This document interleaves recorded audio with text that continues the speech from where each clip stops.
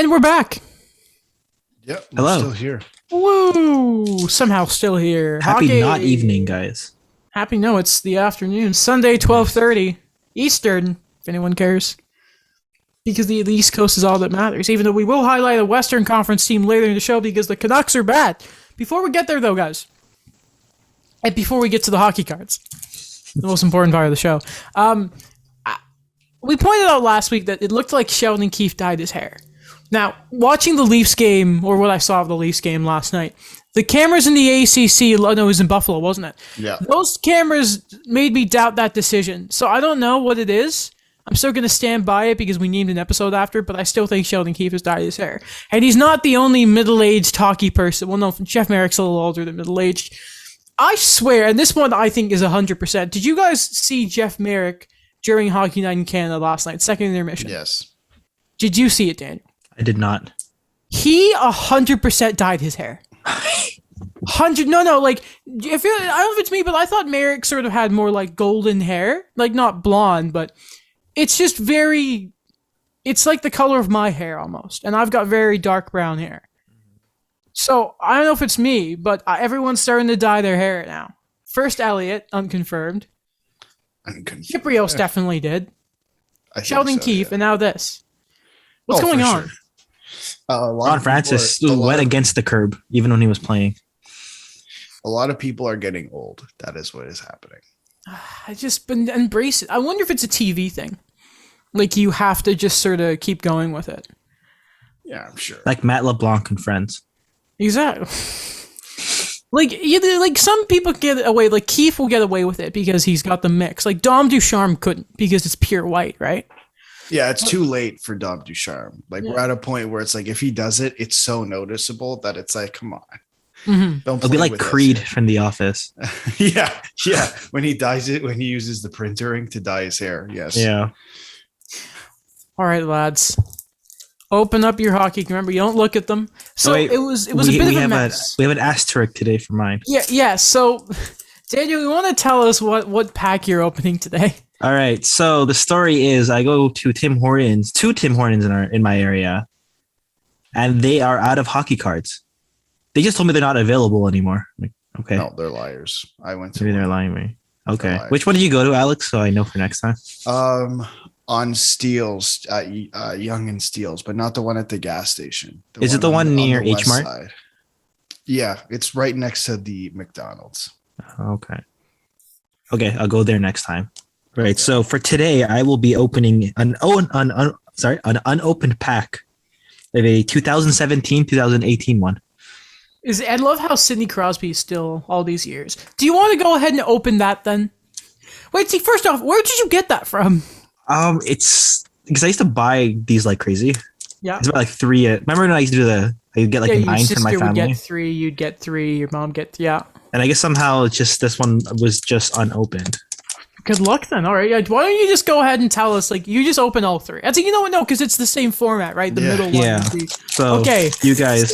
So, Daniel, go ahead first and show us your middle card. All right. My middle card from back then is a Jaromir Jagr top 100 card. And y'all, it's him as a Panther. Man, remember those days. Yeah. Cool. Right. My God. Wait, but is it Prime Jagr? It's Panthers, yeah. That was but because it's a top 100 card, when we put our lineups together, can we consider him? No, because he's wearing the Panthers uniform. Like, he's good. That's still Jagr when he was, like, still kind of good and serviceable. It's not like it's Flames Jagr, right? Yeah. Okay, fair. My middle one is a photo finish Leon Draisaitl. Draisaitl set up 6 goals in the Oilers' 8-5 win over the Sens on January 31st, 2021. I remember that. Man, that's pretty good. That's all? Okay. Yeah, man, that's decent. Set up 6 goals. That's pretty nice. Interesting. Good player. Okay. Pull out mine 1 second here. I love hockey cards. Finally. Gold Austin Matthews. That's pretty hype. I like that one. That's nice. Wow, my center depth is insane. I must be the only one who's doing this, but my center depth is McKinnon, Matthews, Barzal, and Hayes. Mm-hmm. You know what? Good. I think if Vegas needs a general manager, I'm just saying I can build center depth. That's all I'm saying. All right. My first, I'm going to show you guys because I I have my lineup here. Okay. So, okay, Alex, go ahead and show us your first player. My first player. Okay. Your first player. Mikko Rantanen. Oh, that's pretty good. That's pretty There good. we go. There we I go. heard he's a good player. Yeah. I think so. I heard he's pretty decent. Second in Heard goals good last year. things I about think? him. Yeah. Nah, Yeah. might turn into something. I've heard Pretty good good. things. I think he was named to Finland for the Olympics, so decent player. Daniel, go ahead. Who's your first Right. player from back in the day? It is Evgeny Kuznetsov. Oh, okay, that's Okay. consistent at least. Someone we will not be talking about in the Olympics. No. No. Oh, hey, oh. Like that. Oh. All right, my first player is Jonathan Huberdeau. Oh. Because he's I had that one French. last week. Oh, yeah, you did. You did. Yeah, that one last week. I've been on a Panthers roll Yeah? of current and past players. You know what? That's good because I'm looking at my lineup, and do you know what? Blake Wheeler's off the team, and now Huberdeau's a left winger on the cards. Never mind, who doesn't make the team? Okay, hold on. I gotta make some lineup changes. Who do I take? Okay, not Kaprizov, not Forsberg. Okay, between Huberdeau and Bertuzzi, who do I take out? Bertuzzi. Bertuzzi. Bertuzzi, Because he he's can't not- play. he's not He can't play in all of North America. Yeah. Okay, good. That's good. That's good. Okay, Daniel, who's your last player? My last player is I'm back in. Tyler Sagan. And he Oh, won't okay. score for like 2 months. Hope he's okay. His last thing here was 2016, 2017. He actually played 82 games. Wow. 26 goals, 46 assists. Not But it was a bad. minus 15.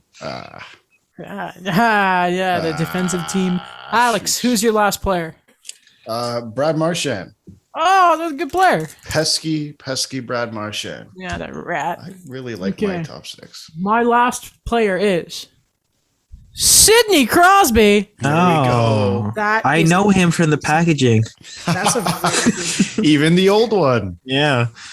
Bad news. Bo Horvat's off the team. Oh, that's okay. Bo Horvat is indeed off the team. Okay, so here's my lineup. Too much right? leadership. That's why. Yeah, you're going to see the leadership. I'm going to give you my 4 centers, then my left wing, right wing, and my D and my goalies. So down the middle, I have Sid, McDavid, Draisaitl, and Eichel. Not bad. Not bad at all. My left wingers, Kaprizov, Forsberg, Kubalik, Huberdeau. My right wingers, Pasternak, Mantha, Arvidsson, Blake Wheeler. My left defense, Dahlin, Riley, Krug. My right defense, Letang, John Carlson, Jared Spurgeon. Not bad. My goalies, we don't have Carey yet. But I got Bobrovsky and Markstrom. Last year, that's pretty awful. To start this year, that's pretty Not bad. decent. So I'm happy with the Not team so bad. far. The team looks good. I have no defenseman. Really? I haven't opened a pack with a single defenseman in it. Oh, let me check mine. See if It's Alex- all forwards Alex, if you get Carey Price, I'll make a deal with you. We'll make a Okay. deal. We'll make a deal. to get a defenseman. Yes. Yeah. Okay. yeah, well, I have no defenseman either. That is incredible. That I have two one. of it- I have one center of the current packs. I only have one Wow. center. Wow. That Dylan is- Larkin. ridiculous. Yeah, he had the game winner last night. He did. That cheaty bastard. Anyway, we can talk about hockey now, can't we? Yeah. We like hockey. I thought that was the end of the show after the cards. It is. Thanks for Thank you listening for to another listening. episode. Thank you. Check out Spotify. Download us on Apple Podcast. Anyway, so to open the show, again, we're not gonna stop talking about what's going on with the Blackhawks and the continuing story, even though it feels like it has gone kind of quiet. The last sort of update we saw, obviously, was the fact that the NHL were not going to cover the therapy or it's sort of support the therapy of the family as well as John Doe to himself. Those of you unaware, that was the high school at the time, the high school student that Brad Aldridge sexually assaulted. So this is a new sort of thread here I'm going to read from Rick Westhead, and obviously the league said at the time that they were going to leave the situation to Chicago. A lawyer for the Blackhawks today wrote to Kyle Beach's attorney first off to say that the team is refusing to make a settlement offer because the sides have very different views on what constitutes a fair resolution of the lawsuit. The NHL team wants to retain a mediator, and this is where it starts getting bad. In a second letter to John Doe 2, the Blackhawks attorney wrote that while the team will provide therapy for him, the team wants to review his medical records, school transcripts, and income records before it can understand how the assault by Brad Aldridge has impacted his life. Now this is hold on, Alex. There's 3 more tweets here. While a Blackhawks lawyer wrote that the NHL team would pay for therapy for John Doe 2's related assault, it should not be construed as an admission of fault or responsibility for John Doe 2's injuries. The Blackhawks sympathize with John Doe 2 on a human level, the team's lawyer wrote. Rick West had talked to Sheldon Kennedy about Chicago's argument, and, quote, there's a lot of people who have been sexually assaulted who have master's degrees whose grades didn't suffer. This is why victims don't come forward. And the final one, also a continuation of Sheldon Kennedy here, the court process kills abuse survivors. You'll have a 10-year-old girl come forward accusing an uncle, and the defense attorney will show a photo of her smiling and sitting on his lap, and the lawyer will say, looks like you're happy with him there. It couldn't be that bad. I'm not surprised by the Blackhawks here, but that doesn't make it any less sick. No, and I think it's just that thread that West had over 2 days or so was full of lawyer stuff. Like, this is what that is. This is at this point. But the thing that caught me off guard with one of his tweets was the second tweet about the team wanting to review his medical records, school transcripts, and income records. It was kind of like, and Adam Wilde kind of put this perfectly when the Wartses had their press conference right before the Jenner and Block report was released, where they go, we're going to try and we believe we have a good case, but we are going to try and settle. Mm-hmm. But it's like, you didn't have to do that. Like, you all you had to say is, we're going to try and settle publicly. That's all you had to say. And to me, it's like, okay, so we're going to provide therapy for him, but while we're doing that, we're also going to do this, this, and this, even though it's like quite clear the repercussions. Like, you don't have to be a genius to kind of figure out the repercussions of sexual assault. Like, I can't be the only one who thinks that, like, right? Like, would you guys agree you don't have to be a genius to figure out what the consequences are on both sides, like, especially on the victim side of sexual assault? Listen to his mom talk. Yeah. And then you can see what went wrong. It's that simple. Your former employee was convicted for it, so I don't know how much further you need to look at it. Right. Sorry, go ahead. No, it's simple. Like, I think one thing that a lot of people are doing is separating the league and the Blackhawks as if they're two separate entities. The Blackhawks are a part of the league. For some, like, this idea that they're separate, yes, technically they are two separate things. But in the grand scheme of things, the Chicago Blackhawks are 1/32nd of the National Hockey League. They are not separate. If the Blackhawks' reputation takes a huge hit because of whatever is going on, don't pretend like the NHL's reputation will not take a massive hit. Like, they're very much combined in many elements, and I don't know why we're pretending. I'm not saying like the three of us, just in general, why we're pretending like they're separate entities. It's what we said before. It's like you're shifting the blame of your responsibility. And the way I see it is now is just that it's like you're splitting hairs at this point, where they said, okay, like, listen, yeah, we don't have a direct thing, like a direct, I guess, connection to what happened to John Doe 2, but, we're going to try in every way to show that. And it's just, I don't know. It's just like with this whole separation of like, okay, this person said that, this person said this. And it's just what Alex said, where it is one of your teams. It's people are not going to go like, yeah, listen, those Blackhawks, they're bad guys. It's just going to say like, okay, what is like, it's the conversation we have been having for so long is what the heck is wrong with hockey culture? What the heck is going on with the sport? And honestly, like, it's just that inward look to things, like what's going on with this sport. And yet And yet you don't want to correct anything. You don't want to see positive change. It's just so, like, at some level, it just has to be. Again, it's like, obviously the lawyers are doing their job, and it's like, I know a lot, myself included, just have a difficult time ever sort of going to the same mindset of a defense attorney sometimes. But it's just like this thing of, at some point, you need to realize and just sort of buck up and say, this is our fault.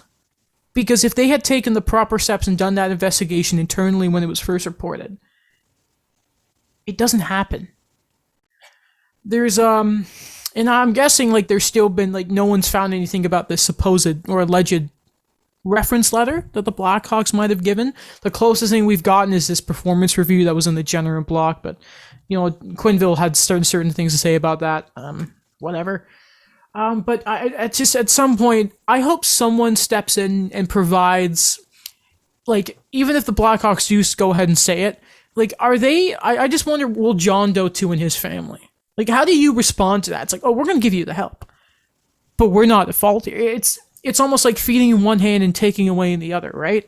I hope that if they don't go through with that, and obviously I'm not in that state of mind, I don't know what I couldn't begin to imagine how they are feeling, that someone else could step in and give them the help that they need, because it's just, it's not fair. It's not fair. And I know there are those people out there that are like, no, life's not fair.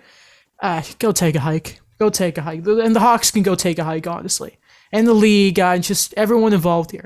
Still, there's been nothing regarding the Hall of Fame, but oh, we're going to parade everyone out on Friday. Ridiculous. Ridiculous. Okay, and as we say after all these segments, it's a difficult turn to take to go into the fun stuff of the game, but we're going to take it anyway. So yeah, again, everyone continue to tweet about it, retweet, whatever it is, because you can't let this go away. It seems to have gone quiet. That can't happen. Anyway. 3, 2, 1. Today's episode is brought to you by Stamps.com. Since 1998, Stamps.com has been an indispensable tool for nearly 1 million businesses. Stamps.com brings the services of the U.S. Postal Service and UPS shipping right to your computer. Whether you're an office sending invoices, a side hustle Etsy shop, or a full-blown warehouse shipping out orders, Stamps.com will make your life easier. All you need is a computer and a standard printer. No special supplies or equipment. Within minutes, you're up and running, printing official postage for any letter, any package, anywhere you want to send. And you'll get exclusive discounts on postage and shipping from USPS and UPS. Once your mail is ready, just schedule a pickup or drop it off. No traffic, no lines. Cut the confusion out of shipping. With Stamps.com's new Rate Advisor tool, you can compare shipping rates and timelines to easily find the best option. Save time and money with Stamps.com. There's no risk, and with promo code POD, you get a special offer that includes a 4-week trial, plus free postage and a digital scale. No long-term commitments or contracts. Just go to Stamps.com, click on the microphone at the top of the homepage, and type in POD. That's Stamps.com, promo code POD, POD, Stamps.com. Never go to the post office again. Looking forward here. We'll start with the Leafs and Habs, and I think we can start with Montreal to start here because, there's a lot of news going on, aka... First off, it looks like Carey Price is apparently starting to skate in the next few days. He's looking good and all that. And they're going to need some goaltending support sooner rather than later because last night during the game, Jeff Petrie pushes Dylan Larkin into Jake Allen. Jack leaves at the end of the first period. Sam Mombo comes in relief for the rest of the game. They play the Bruins today. Caden Primo has been called up. What's unfortunate is they both played. Yeah, obviously Mombo in relief, and in the game against Utica yesterday, Primo also played. So first off, I wonder who you start. Do you go with the little younger of Primo to get in, and you give him his first Bruins Montreal game? Because first off, when was the last time they even played? Like, that's a special kind of game. It's a while. Or do you give it to Mambo? It's such a difficult question. What do you guys think? Is it in Montreal or Boston? I believe it's in Boston, which is a shame because Boston played yesterday too, but they're at home still. Yeah, So I'm going to double check. Just from just from my standpoint, I would probably play Montembeault. That is not great. That's for an away team. I wouldn't necessarily say that's a great place to start a rookie goaltender. It is Boston, by the way. In Boston. Yeah. Right. I mean, I wouldn't play keep Caden Primo in his first NHL game this season in Boston. Yeah, like Caden hasn't played in the NHL in quite some time, so I'd give him, depending on how long Jake Allen is going to be out, I'd give him the next home game. But for this one, I would give Sam Montembeault the start. I know that he, in a way too, like he's not the most experienced guy as well, but he's actually got some reps this year in the NHL already. I go with Primo. You're gonna just throw him in there? Because here's the thing with Primo, right? He's a goalie of the future, right? That's how he's kind of been built for a couple of years now. He needs to play the Bruins eventually. And at this point, like, you got to think of it. It's the second half of a back-to-back. It's Sunday, so like how many people are like, oh, okay, you know, because the NHL hates scheduling proper games on the Sunday. Let's see, they just hate scheduling, period.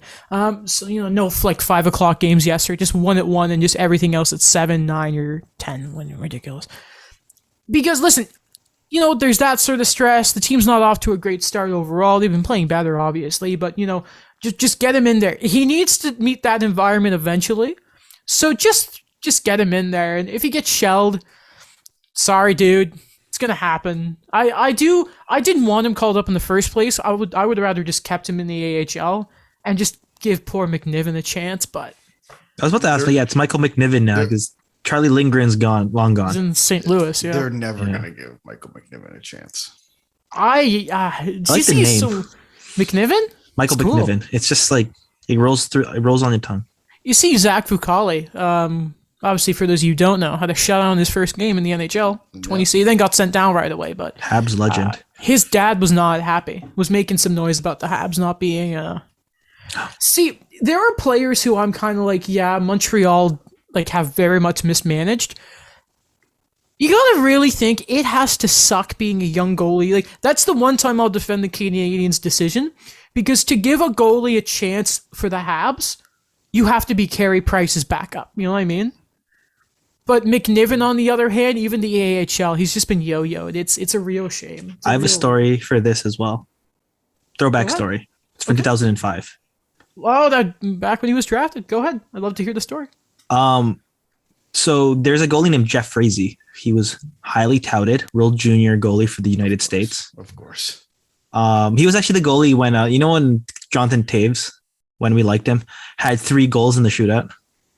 That was the goal. Price. That was the gold medal winning goal, right? Yeah. Or shootout. Yeah. Yeah. And Carey Price was in net for Canada. And wasn't great. Yeah. Yeah. So Jeff Frazee was the goalie, and really, he went in the second round in 2005 to the New Jersey Devils. Really? And I remember when he was drafted, and everyone even said like, okay, well, we're not going to be seeing him for a while, because it just kept happening. Where like there's these other goalies that New Jersey kept taking, but that was when Brodeur was playing like 77 games a season. Yeah, man. I'm just gonna cut up quickly a tweet of mine because I wanted to just remember. I've gone on about this before, but you gotta really, it makes you appreciate how good Jake Allen is, because I'm thinking back to at least 2014. Maybe there's a goalie I'm forgetting in there, but I want to say since Yaroslav Halak was traded, I want to say the backups since then have been Budai, Tokarski, Condon, Montoya, Scrivens, Niemi, and Lindgren. And Primo here and there, but I was a younger guy, a bit different than the rest of them. You said Niemi? You said Niemi, right? I did say Niemi, yeah. Okay, good. We can't forget about him. I would like to forget about Antti Niemi. I remember they wouldn't have made the playoffs that year, but Niemi had the stinker of a game against Tampa Bay. Wow, I remember he couldn't save a damn thing. I don't remember know. People saying, Carey Price against this one game against Tampa. I'm like, did you, what? Was there a reason why Niemi fell off so quickly? Because I remember when he was on San Jose, he was not bad, and then on Dallas, he was like not to like what we saw him after. Remember on Pittsburgh, he's never been good. When he was the Blackhawk, he was meh. Remember, so it was that whole stretch when San Jose was still like a model organization, and the Mhm. one year they missed is because Niemi was garbage, and then they went out and got Jones. And for those of you who don't remember, Jones was really good for a couple, especially in the playoffs. And so they obviously shipped him off, and then Montreal tried him as a backup, and he was awful. So, I think he was always kind of never quite good enough. It was just you were kind of hoping he'd at least be a backup, but no. Many Finns. Every other Finn is like something Niemi. Hipio Niemi, Hakan Niemi.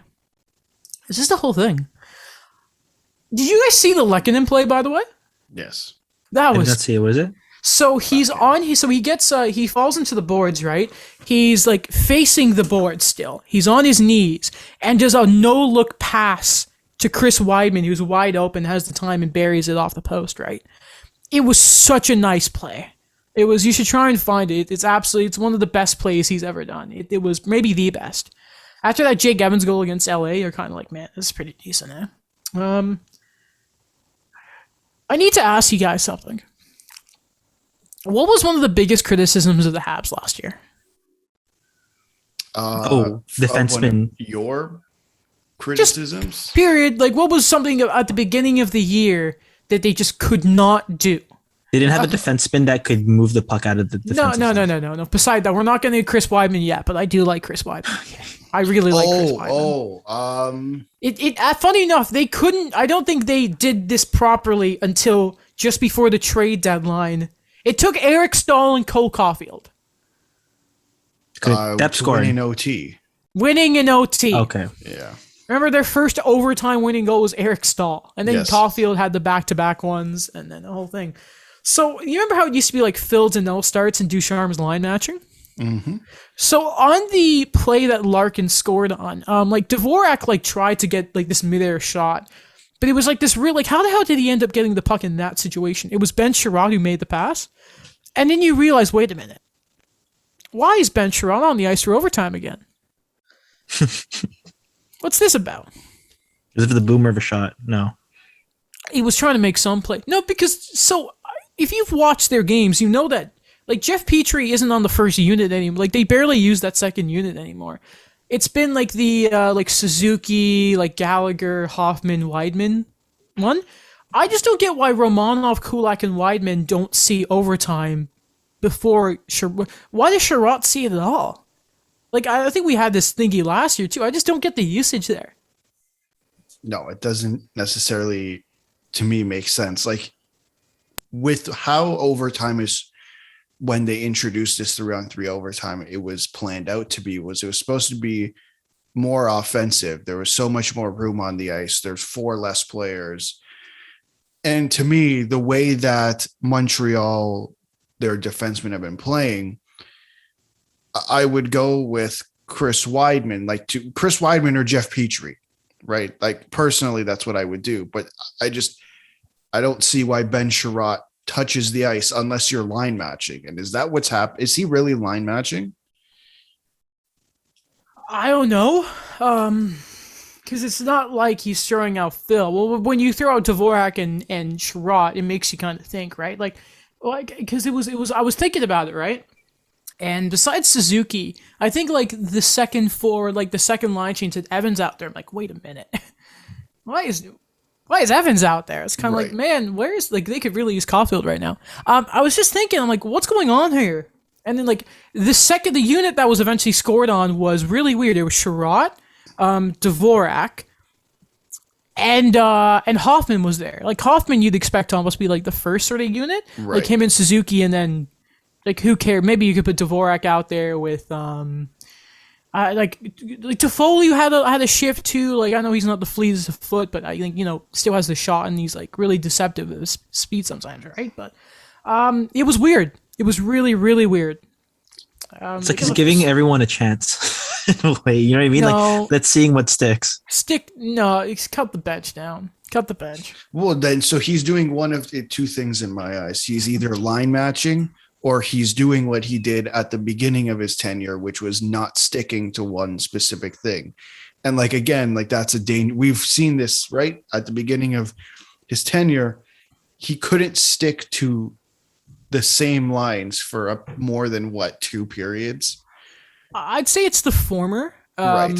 Just because obviously, like, the only timeline's been really messed up. Like that Druin line with Anderson and Dvorak has been pretty solid. Like, it's been together, but with Druin out, they've moved like Gallagher up there, and Suzuki has sort of been lately stapled with Hoffman and Toffoli. So he's been quite consistent with that, and the pairings too. Like, But obviously, like, you've seen before, like, he's like Suzuki played that 23 minutes the other day. Like, he's starting to get away from that. I don't know if he sees that Ben Sherratt has 4 goals and thinks, there we go. But it's got to be that, or he's just overvaluing Ben Sherratt right now. But it's very weird. But yeah, I don't know why. I don't know his advanced numbers, but I've come to really like Chris Weidman. I don't know what it is, but it's just he just passes the puck on the power play. You know what I mean? Like, he'll make the shot here and there, but I just really like him. He sounds like a real good teammate. Like, in his post media, he was like, "Listen, Montembeault, I don't know if you saw the goals Montembeault let in. They were all kind of bad, but like after those first 2, I thought he was really, really solid until overtime. But he was like, it's a rough situation. I just kind of like Chris Weidman's aura. I don't think he is what everyone thinks he was in that Uber video. I was gonna say that. It wasn't Matthew Shane. Not the last. Yeah, I really like Weidman, and I'd like to. It's funny that you finally see Kulak getting some top 4 time in that. It's funny that when him, Romanov, and that. I don't know if you can hear that. What was that? I think Lewis is making a move on Verstappen because my mom is screaming. It's just funny how much better they're playing when all of a sudden your lineup is spread up with like some actual puck movers and that. But I'd like to. I was gonna say something before you mentioned the other defensive pairing. Go ahead. But you know why we like Chris Weidman? He's the ultimate redemption story. He is. He just gets banished, goes over to the goes on like, oh, hey there, I'm just going to go to the KHL, kind of rebuild myself, comes back to a decent market, and there's going to be attention. I'm like, good for him, man. Good for him. He missed the taxi squad, though, the second taxi squad. During the shortened lockout year. Not lockout, the COVID year, 2020. He wasn't on the second taxi squad. Fair enough, man. Hey, listen. They need to the league. I'm so happy Ottawa beat Pittsburgh last night because they have no players right now. I feel so bad for the Sens. Oh yes, we are hoping all goes well. Eric Brandstrom broke his hand. Yeah, that's rough. So he'll play 2 games this year. So he is not on the market. That's a shame. Hey, Rangers. Yeah, you don't want him. You want Ben Sherratt for Kravtsov? You want that? He's got 4 goals. His value's higher than ever. I need to stop thinking about what Sherratt can be worth at the deadline because I'm thinking like Savard return. I'm like, gimme. Capo Caco. I don't know. I want a good player. Oh. Not some empty calorie guy, the worst player at 5-on-5 the league has. Just going to clip this and send this to Mike and let the chaos ensue. Yeah, I can't wait for that. Okay. And then moving over to Toronto. They've been playing hot lately. Bit of a blip last night, you could say, but there was some good stuff. Originally, like, leading the Sabres make it a game, but the last second goal from Morgan Riley gives them the lead. And in that game, first off, Andre Kasha is getting real hot, and there's some depth scoring right there. I thought we were going to start with the other part. What about Congrats, Joseph Woll. Oh, yes. Oh, yes. Yeah. Fair enough. Been waiting for him to play since 2016. Yeah? Yeah. Yeah, he looked okay. Like, he hasn't played. I think it was Steve who brought this up a couple episodes ago, but he was like, he probably should have been the ECHL starter last year. Mm-hmm. And obviously that never happened because of COVID.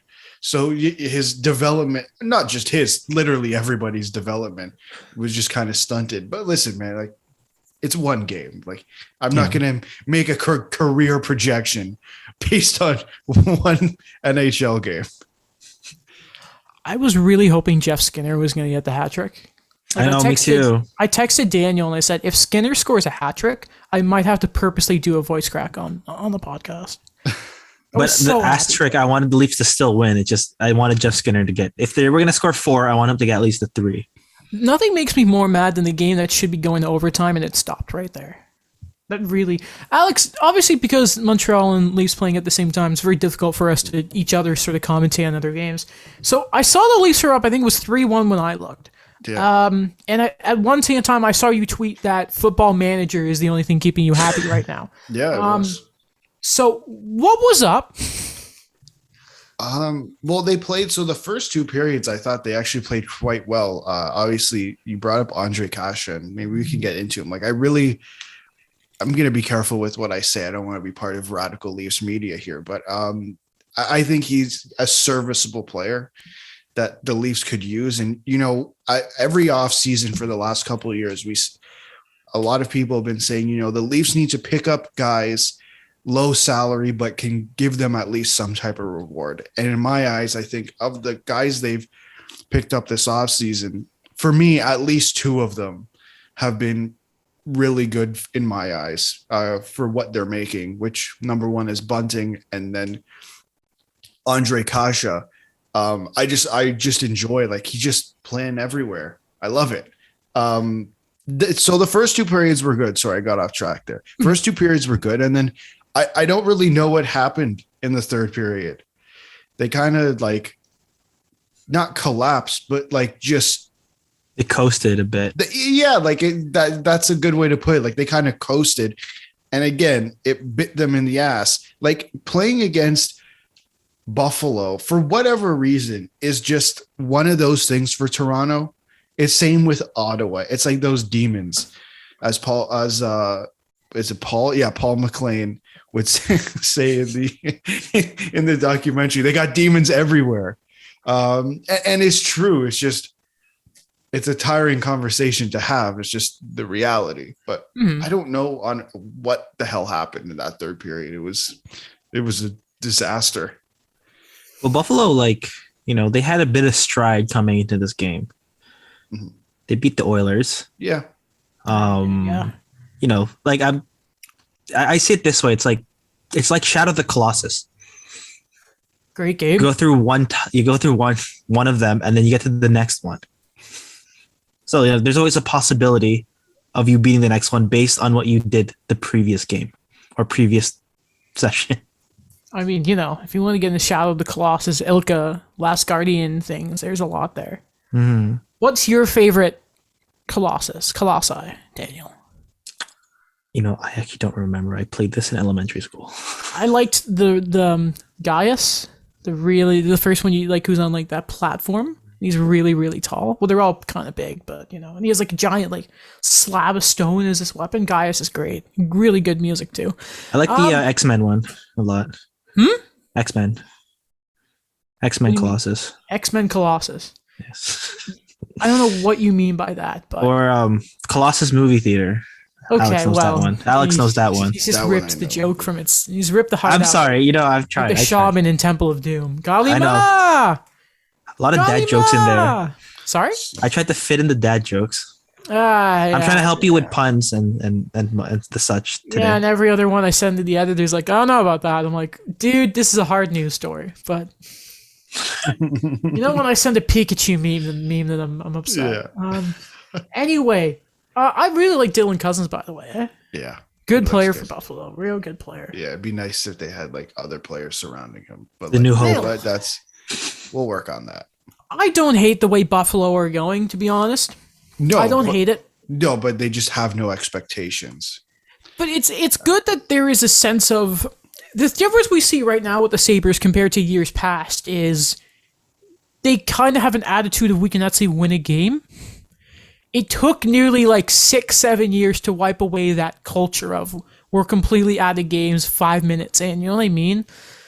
Yeah. And it's kind of crazy when you thought back to that Dylan Cousins thing. It's like, I want to be a difference maker. And you're like, kid, let's see how long it lasts. But, man, you know what? Even if they finish the season on a terrible record and whatever, I think what they did to start the year in that nice little run, and then we'll see what happens when guys like Tuck come in. I think it's really good for them. I think that's going to be, I think there's a lot to like in Buffalo right now. Yeah. Sure, yeah. I think the way they're playing, it's like what you said, there's no expectations whatsoever in a way that they have nothing to lose, so they're just gonna go out there and play, get the experience for especially for the young guys. Where there's one player, I think it was like Casey Middlestat, is not exactly a Will Christophilus like hyped up type of guy that we all expected in 2018, but he's been okay. I think that's just one example. Or oh my gosh, his name is escaping me. I say his name like almost every episode. Tage Thompson. There it is. Yeah, he's getting into his own right now. The thing with Buffalo, and it makes me not weary. It's just like we've had this. We've done this before. We've had this conversation when they drafted Jack Eichel. When they got the consolation prize, but it was still, wow, we just got Jack Eichel plus all the surrounding pieces. They go out and get Jeff Skinner. That works for a year. They overpay him, and now we're in this situation. So it's just a matter of they have to. It's not on the players that none of this really should be on the players. It's like there's no team. There was no team. So they just have to keep the momentum that management has kind of put in front of them in terms of, okay, we have no expectations. Whatever happens, happens. Mm-hmm. But eventually there's going to be expectations. Yeah, for sure. I think that you have to create something, like some semblance of sustainability there.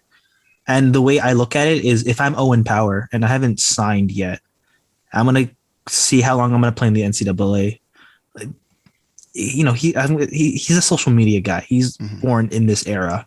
He knew what went on with Jack Eichel, with what the team was trying to do last year, with getting all those acquisitions and trying to do something that didn't work. So I think that's something too. Just, you have these future guys that are coming in, guys who are developing right now, and you want to kind of show this is something that we could build here. It's not just going to be like how it used to be.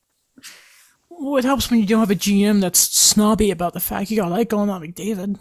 If say what you want about Kevin Adams, at least publicly, he's he's clearly trying to build something there. As well as how that Eichel situation was handled, and that was clearly not just him pulling the strings, obviously.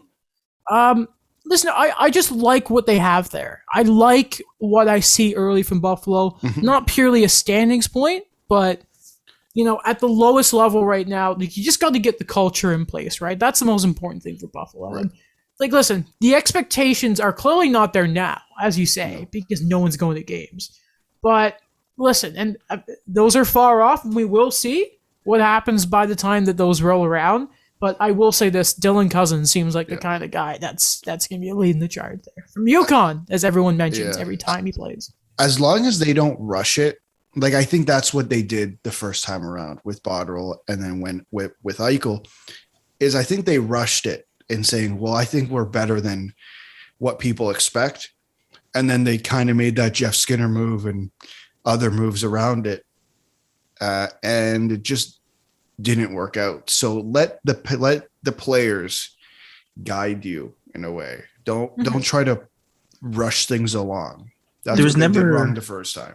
There was never, when I look at those two different eras, that there was never a what you said, Alex, a balanced approach to things, where you look at how they were entering the 2010s and they lost Chris Drury and Daniel Briere, and then Thomas Vanek was traded, and then Ryan Miller was getting older, so they just figured, let's add more hefty contracts to this already aging core and try to do something. And then that didn't work. And then they go to a rebuild that there was no guidance whatsoever to it other than Jack Eichel. Mm-hmm. All right. Let's move on, shall we? I did not realize Philip Grubauer was as bad as he was this year, by the way. He's an .880 save percentage. No, that is not good. Great. That is his goals plus his gold save above average is apparently very, very bad for Seattle. That is because he was in front of good defense. Well, I thought the whole thing was okay. Well, hold on. Okay, hold on. I'm going to defend him here. Okay. Because even when he played for Washington, this is a guy throughout a season. His save percentage has never dipped below, I see, .915. Okay.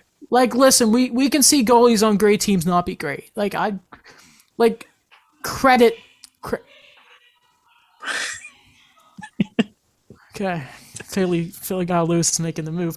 Just a bit of credit there. But I thought Seattle were supposed to be all about like we're great defense, we just can't score. Anyway, though, they're actually playing like an expansion team. Another team who's sort of surprising, but this way in a good way, the Ducks. Who excuse me, got something in my throat here. They've won 8 games this year, and 6 of them have come from their last 6 games. They've won 6 straight, 6-1 in their last 10, the 15 total. And leading the way are guys like Troy Terry. It feels like finally, Daniel, some of those young guys we've been waiting for years are actually starting. It's like the opposite of Arizona, where it's like, where are these young guys? And then they just kind of all fell flat on their faces or got traded. It's starting to emerge in Anaheim. We'll see what it's like the rest of the year, but it's good to see Anaheim doing well. Yeah, I think it was a matter of time before you expected these young guys to make it. And I think with this balance of a team right now is you have younger guys coming in that there is that sense of accountability from those guys that, you're not really a prospect anymore. We need you to make the big jump, because Maxime Comtois started off really poorly this year. And he was a guy that was projected to always be one of your top line forwards. And then he saw himself get scratched in favor of Mason McTavish or Trevor Zegras getting more minutes off of veterans like Adam Henrique. And that's something that had to be there, because last year I kind of felt that they just threw on whoever they could. But now with them actually seeing that they could win, that it's possible that they could actually have a winning record this year, is that the players, I feel that they have more of the pressure on them now. Like I'm looking at Jacob Silverberg. I'm looking at a Josh Manson. I'm looking at a Cam Fowler, where these guys that they've been better than they were the last 2 years, but now they're kind of showing that they did taper off a bit and they need to kind of elevate their game. Didn't Troy Terry request a trade last year? Did he? No. Or am I thinking of another? I swear a young Ducks player requested a trade last year. Oh, I remember exactly who. What But was that? I knew Terry was playing well. I didn't know he was 19 points in 14 games, 11 goals good. Yeah. Holy cow. Yo, shout out to Kevin Shattenkirk, 13 in 15, by the way. That's pretty awesome, isn't it? And he's playing the bottom pairing. Really? Yeah. Yo, shelter your offensive defensemen and just let them get their offensive cookies on the power play or something, and you'd be surprised what happened.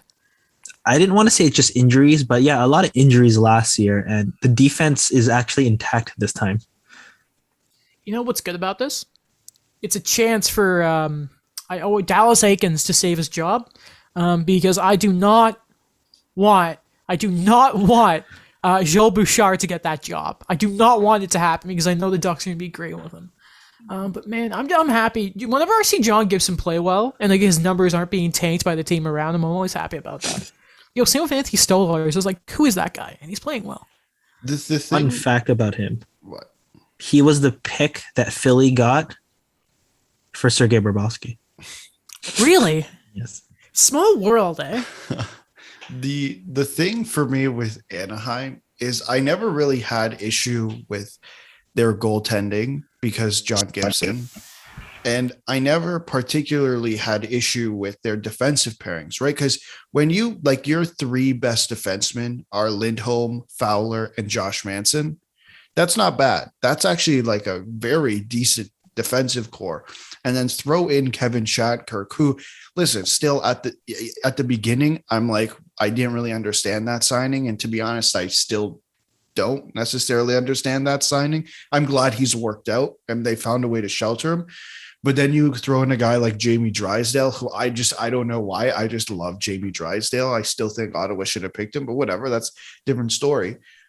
I just think where my issues lied were up front, and it was just like an aging core. And now you see, you still have a guy like Ryan Getzlaf there, and I guess Nick Delorier too. He just never leaves this team.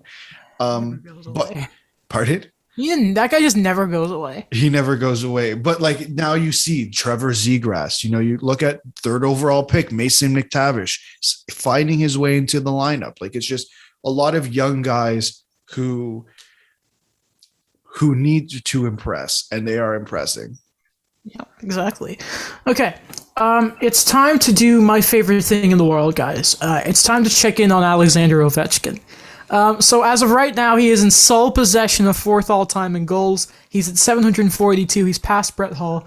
As of right now, he is 24 away from Jaromir Jagr. He is 59 from Gordie Howe and 152 away from Wayne Gretzky.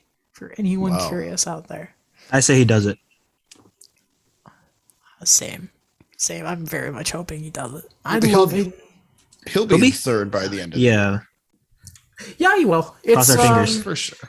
I wish Montreal weren't playing tonight because Washington are playing Pittsburgh, which is always huge. I don't know if is Sid playing? No, he has COVID. Still? Is he still not playing? Yeah, he's still not playing. He'll be back for the game against Montreal next week because that's just how it works, but it's just always nice. You know he'll always show up against the Pens too. No, he might be playing. He might be playing? He exited protocol yesterday is the latest. And who doesn't love Sid Novi going at it, right? Yeah, exactly. It's the best. Oh, I love hockey. I love it. Not the NHL, but I love hockey. What about our Evgeny Malkin watch? How is he doing? That's a great question. Well, isn't he not supposed to be back for a while? Evgeny Malkin. Let's see what's up with Evgeny. I don't think he's supposed to play until a while, but he's skated for the first time 4 weeks ago. Okay, so there has been no real update on Evgeny Malkin. How about Nick Backstrom? That's another really good one. Gosh, so many Nicholas injuries. Backstrom. You know what? Yeah, man. It's this is from 2 weeks ago. Backstrom's progress has been slow and steady, Capitals GM says. Well, you know what's funny? If I just quickly get up the standings, what's fun? Like the Caps are still hanging in there second without Backstrom. Also, what's funny is Ovi's doing all that without having one of the most important parts of that power play. I know that like 5-on-5 he normally plays with Kuzi, but like just think of that. That's hilarious. The Caps are just such a funny team. Why did I say they were going to be bad? It's because we saw them in the playoffs and they looked like they didn't care. They've looked stale in the playoffs for a couple of years now. Like since they won the cup, I don't think they've won a round. Yeah. But yeah, you know another team that's not been very good, by the way. Tell me. The Vancouver Canucks have not been good. They have just not been good. So obviously they got shelled by, I think it was Colorado the other day. Like absolutely shelled. It was hilarious to look at. And then last night they were up against Vegas, and Vegas stormed back. There was a bit of life in there. Ultimately, it just sort of falls apart. And it was said on not headlines, 32 Thoughts last night, that Francesco Aquilini is on the trip, but apparently was scheduled. I still kind of worry, though, with his presence being there. For anyone who's wondering, they are second last in the Pacific Division. 3 points up on Vegas, but they are still, at the current moment, if I can do math, give me a second, they are 6 points out of third in the division right now. Their total record is 5-8-2. And it's not like Pedersen hasn't looked good to start. It's Oliver Ekman-Larsson actually had a pretty good game, I thought. Demko's done all he could. Their first power play unit's also just kind of been like, what's going on here? Like, the talent there is just, it should be working. Is what's happening to Vancouver what we thought, that it just wouldn't quite be enough, and it's the opposite of, like, it was with Vancouver and Edmonton, it could have gone one of two ways. They were going to rocket out the gate, score all the goals, or flat on their face. And Vancouver has been the latter, and Edmonton have been the former. Yeah, I think their special teams are much below league average. Their power play is 15%. The league average is 20%. Oh no. PK, their penalty kill is 63%. League average is 79%. Oh, like there's a discrepancy there. So I think that is an issue. I think depth is now kind of killing them. Like they just, the depth isn't what they expected, because the guy like JT Miller, 17 points, 15 games. Quinn Hughes, 13 points, 14 games. Garland, 12 points. Horvat, 10 points. Pedersen, 9 points. I would prefer to see a little more from Pedersen. He only has 3 goals. That's not enough for Pedersen. Good. And yeah, Besser, yeah, he needs to, especially because it always feels like he's on the way of being traded. Yeah. It's just that I think this is where they're, and I mean, I don't know. I haven't watched Demko play. His numbers don't look particularly fantastic, but then again, it's kind of a similar thing with John Gibson from last year, a couple of years ago, when your team in front of you is playing like crap, then your numbers aren't going to look fantastic. I could have sworn he was at a 905 before yesterday, and now he's at an 898. So, and I'll tell you, like the last goal was a little messy because him and Myers had a bit of a miscommunication, but he has not been the problem there. Not at all. Hasn't been like lights out thingy, but like it feels like every other Vancouver game, we're seeing a big highlight of Demko just being absolutely like it's fantastic. Can't be him. But you mentioned sort of the depth, like. So Pakol's in 3 goals, but he's a rookie. You don't want to rely on him. But actually, I think they kind of were. Chason, I forgot, was on this team, has a goal. So 2. OEL has 3 points. You kind of need more from him. Dowling has 2 goals. Highmore, none. Shen, none. Dickinson has 1. Pullman doesn't have a goal. Neither does Hunt. Lamico, Bailey, none. Rathbone, none. They're getting really bit right now. And it's Edmonton could get away with it because they have 2 nuclear-powered engines. Right. 2 Mercedes engines. Whoa, you know what I mean? But it is not working out. It is not working out. Do you think so? You brought up the goaltending not being an issue, and I don't want to push Demko down, but my thought was one of the main reasons that Vancouver looked so good 2 years ago when they made the bubble playoffs, right? Was that, or even during the regular season, Vancouver got really good when their goaltending got really good. When Markstrom was a Vezina candidate, when we said Markstrom, he should be in the top 3 for voting. That's when Vancouver looked like their best. And I don't think they're getting that at the moment. And then when you're not getting that, it exposes everything else. And I think that to me is what's happening here, is that their lack of depth is very much being exposed. Yeah, because when you mentioned that bottom 6, like who is really kind of leading that? I'm disappointed with Dickinson. I know he's not an offensive juggernaut, and also, again, sorry to say his name like a 4th time, Pedersen. Because with Dickinson, I know he's a defensive guy, but they were relying on him, I think, to get a few more. I know he had a fight last night to try and get the boys going. Didn't really amount to much, unfortunately. But, like, that's a guy, beside the rest of them, I mean, like, do you really look at Chason and expect him to be a contributor? Like, remember when he got that one massive heater for Edmonton? He, finished with 20 goals and only had, scored in, 2 months, and then they gave him an extension? Like, it's an OEL's another disappointing one. Like, he needs to put up more numbers. And again, maybe that's going back to the power play not clicking, but, they have to win this. Like, they have to win this year. You know what I mean? They have to. They have to show something that, I guess, more of what we saw 2 years ago, not what they saw last year. But again, for all the guys they've lost, I just don't think that they haven't really replaced anything. It's just what you said too, where they remind me of the Russian Olympic team. They just pushed everything upwards. Fair enough. I have some respect for Orlov and Sergachev. How dare, and Andrei Markov back in the day. And then it's some guys never heard it from the KHL. I remember Alexei Morozov was the captain of the team, and he was a longtime Penguin. But then he went back to the KHL because he couldn't agree on the contract. So he became a star, the KHL. And then where they're like, hey, who's going to be the captain for the Russian Olympic team 2010? And is it going to be Ovechkin? Is it going to be Datsuk? No, it's Alexei Morozov. Really? They didn't give it to Ovi? No. You know what? If Carey Price isn't on the Olympic team, I'm rooting for the Russians. Because it's no, remember how Caulfield was on the American Moore Junior team by Canada? If Carey's not on the team, I'm rooting for him. I want Ovi to get it because it's the one thing Ovechkin's missing is a gold medal at the Olympic stage. And I'm sure he was so mad seeing remember when he was I'm just gonna go to the Olympics even if the NHL don't. Obviously he didn't go because that's not how it works, but I'm rooting for the Russians if Carey Price isn't on Team Canada. 100%. Well, Phil Deneau's on Team Canada. That might change my mind. I still think he should be on the team. I'm not moving off that. You're not wrong. Like, there's always those one or two guys where they make the team. You're like, oh, okay, I guess they're there. No offense, but Andrew Mangiapane and Zach Hyman are not needed on that team. They don't need more scoring on Canada. McDavid could be enough. This isn't just bias. He's not happy anymore.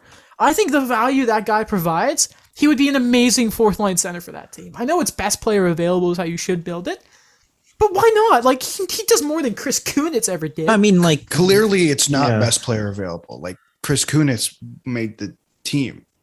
I don't made it over Claude Giroux. I don't think he was the best player prime available. Claude Giroux.